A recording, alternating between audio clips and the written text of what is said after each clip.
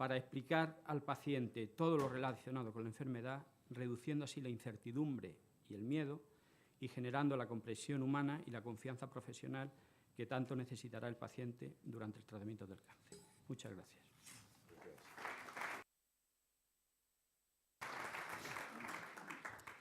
Muchas gracias. El siguiente turno es para el doctor Alfredo Ramos, que es presidente de la Sociedad Española de Oncología Radioterápica. Todos ustedes saben que los dos tratamientos locales más utilizados en el cáncer son la cirugía y la radioterapia. Y la pregunta que le queremos hacer al doctor Ramos va sobre todo encaminada acerca de cómo la detección precoz nos permitirá tratamientos menos invasivos y cómo ello podría redundar en una mejor calidad de vida, aparte de su visión general acerca del problema. Muchas gracias y muchas gracias a la organización, a la Sociedad Española contra el Cáncer, que nos permite estar aquí en la celebración del Día Mundial del Cáncer. Hemos escuchado a todos los ponentes anteriores hablar de la posibilidad de diagnosticar cánceres tempranos y los programas de cribado que actualmente existen en España para su detección precoz y la necesidad de que estos sistemas de cribado lleguen a toda la población diana. También es cierto y también se ha comentado que existen múltiples causas que intervienen en el desarrollo del cáncer, como son evitables, como se habla del tabaco, de las infecciones, agentes químicos, etcétera, etcétera, que intervienen directamente en el desarrollo de múltiples cánceres, cáncer de pulmón, cáncer de cervix, vejiga, etcétera.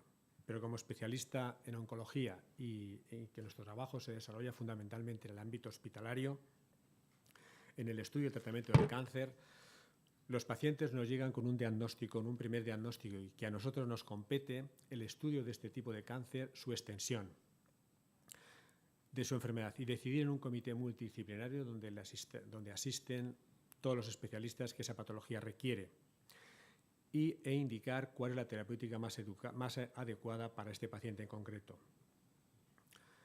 Parece evidente que el tratamiento precoz en base a un cribado conlleva mejores resultados y que prácticamente todos los tumores sólidos iniciales, las opciones terapéuticas y la supervivencia están en relación con la extensión anatómica de dicha enfermedad, o sea, con su estadio. Ya en los años 40 se diseñó el sistema de clasificación tumoral por medio del sistema TNM, tumor, afectación ganglionar y enfermedad a distancia, y a su vez se clasificaba en estadios, únicamente con la finalidad de tener un lenguaje común, poder entendernos entre los especialistas de qué estamos hablando. En general podemos decir que a estadios más precoces de un determinado tumor el tratamiento es más eficaz, puede hacerse de manera más agresiva y por tanto preservarse la calidad de vida de los pacientes. Aunque bien es cierto que hemos dicho que es pronóstico la extensión tumoral, pero cada vez es más frecuente y más importante las características biológicas propias del tumor que van a predecir la evolución y por tanto el pronóstico del paciente. Hoy, ya se han mencionado también aquí, que con las terapéuticas que disponemos actualmente podemos curar en torno al 50% de todos los tumores, pero también es cierto y es sabido que existen grandes diferencias entre los tumores y dentro del propio tumor en función del estadio, si es inicial o avanzado. Generalmente podemos afirmar que en los estadios iniciales de un determinado tumor la supervivencia de muchos de ellos está por encima del 80 y 90% a 5 años, mientras que en el mismo tumor, en estadios más avanzados, esta supervivencia a 5 años cae por debajo de esta mitad. En los estadios precoces, cuando un paciente es diagnosticado en un estadio inicial, en la mayoría de los casos con una única terapéutica, como bien ha dicho el doctor Pazares, la cirugía o la radioterapia, es suficiente para curar, ya que se limita el tratamiento al lugar que asienta el tumor primitivo, solo la localización tumoral. Como hemos dicho anteriormente, también puede ser menos agresivo y, por tanto, con menos efectos secundarios. En ocasiones podemos preservar el órgano, como es el caso de la laringe, etcétera, y su función necesaria para muchas actividades profesionales y personales. Y, por tanto, como digo, conservando la calidad de vida, que es fundamental para el paciente. Pero, sobre todo, lo más importante es que todo esto lo conseguimos curando al paciente, no precisando tratamientos de mantenimiento posteriores y, sobre todo, la posibilidad de incorporación a su vida laboral, con lo que esto supone para todos, desde el punto de vista personal del propio paciente, familiar, social y económico, que se ha nombrado el gasto que supone las pérdidas de horas laborales en función de la asistencia oncológica. Para finalizar, quiero decir que esta mejora en el control de la enfermedad oncológica parece ser debida tanto al diagnóstico precoz que os está hablando aquí, como a los avances terapéuticos, que son muchos. Tenemos, pues, tratamientos muy eficaces, pero lo son más tanto en cuanto el diagnóstico es más precoz. El mensaje podría ser que hay que seguir haciendo un esfuerzo en la inversión para extender a toda la población diana el cribado y el diagnóstico precoz, mejorar la dotación terapéutica para poder mantener y mejorar la curación del cáncer, manteniendo la calidad de vida. Muchas gracias.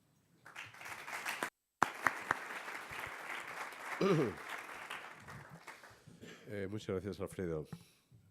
Me gustaría presentarles ahora al doctor Luis Montuenga, que es catedrático de Biología Celular y Molecular de la Universidad de Navarra y que se dedica esencialmente a la investigación de nuevos biomarcadores. En concreto, ha tenido una involucración en biomarcadores en los programas de screening de cáncer de pulmón y seguro que nos va a dar una idea de qué perspectivas vemos hacia estas nuevas modalidades de cribado basado en estudios moleculares.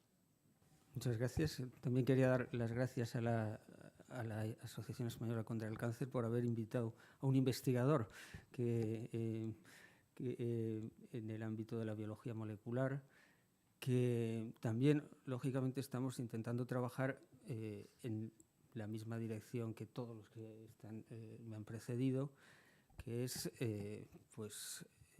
resolver el grave problema que tenemos todos con el cáncer.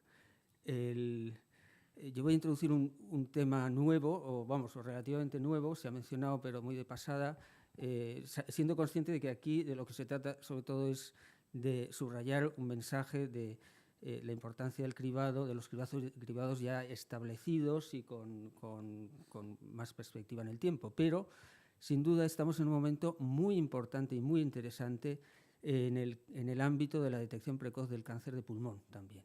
Que es una enfermedad devastadora, una enfermedad, como sabemos bien, que tiene una supervivencia a los 5 años media bajísima, que no tiene nada que ver con lo que se ha hablado hasta ahora, es decir, estamos hablando del 12% a los 5 años, que mata a muchos miles de españoles al año, alrededor de 20.000 personas, y que es 1 de cada 5 muertes por cáncer en España se mueren por cáncer de pulmón.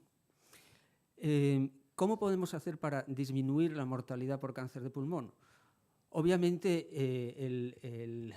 la estrategia más eficaz y que todos conocemos muy bien y que nos lo pueden decir nuestros escolares, porque el mensaje yo creo que está bien transmitido, es disminuir la causa de la mayor parte, de más del 90% de los cánceres de pulmón, que es el tabaco. Tenemos que seguir trabajando en la disminución de los hábitos de consumo de tabaco. Luego hay nuevas terapias que se están generando también alrededor y gracias al conocimiento de la biología del cáncer de pulmón, que nos están ayudando a mejorar la supervivencia, pero todavía en una dimensión muy, muy escasa para lo que queremos hacer, porque ahora ya cada vez conocemos mejor la biología del cáncer. Pero la prevención secundaria, el cribado, es el sueño de todos los que se han enfrentado al problema de mortalidad del cáncer de pulmón. Es decir, bueno, ¿cómo podemos detectar antes el cáncer de pulmón, sabiendo que el 70% de los pacientes diagnosticados en estadio 1 sobreviven a los 5 años y que, de hecho, se curan muchos de ellos con una mera cirugía?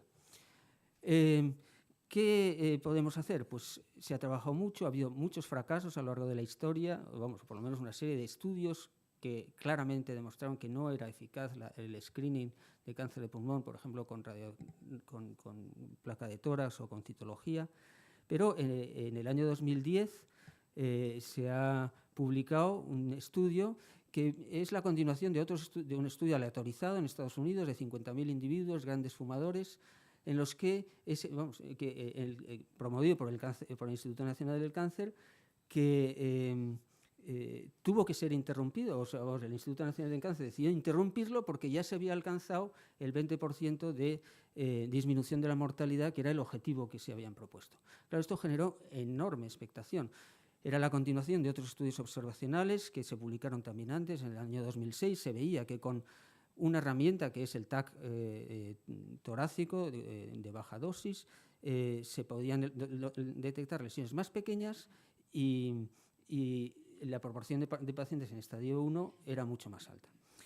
Bien, esto ha generado, como digo, mucho debate, discusión de muchos tipos. Obviamente hay muchísimo que investigar sobre esta tecnología, sobre cuáles son las condiciones, los criterios de inclusión, cuáles son los algoritmos que hay que seguir, el criterio de positividad de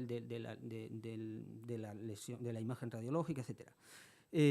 Pero sí es cierto que hay una serie de sociedades científicas en Estados Unidos y algunas otras internacionales que se están pronunciando con sus guías y sus declaraciones sobre esta técnica y esta estrategia de cribado, y que, por tanto, mi mensaje es: hay que mirar esta cuestión, hay que mirarla muy seriamente porque puede ser muy prometedora.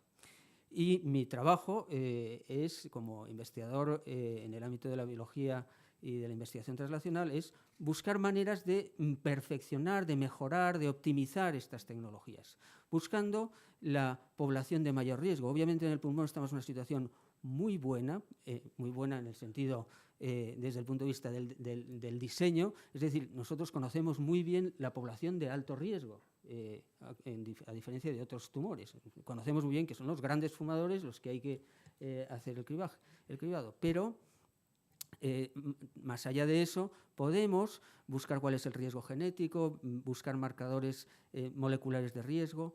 Luego también podemos ayudar a las técnicas de imagen para determinar cuáles son los nódulos que pueden ser más agresivos, más o menos, con marcadores moleculares. Y en eso estamos: marcadores en sangre, marcadores en esputo, marcadores en lavado bronquial alveolar, marcadores en exhalado bronquial.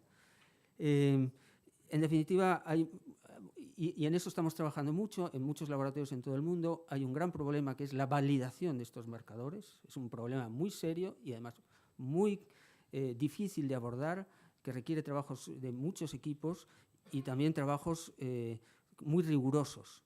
Y por último, también quería decir que la investigación en cáncer de pulmón, en el que estamos implicados mucha gente, en cierto modo es un tumor que se ha descrito, se ha llamado, se ha clasificado como tumor cenicienta. En cierta manera, desde luego, si se hacen estudios y están hechos los estudios,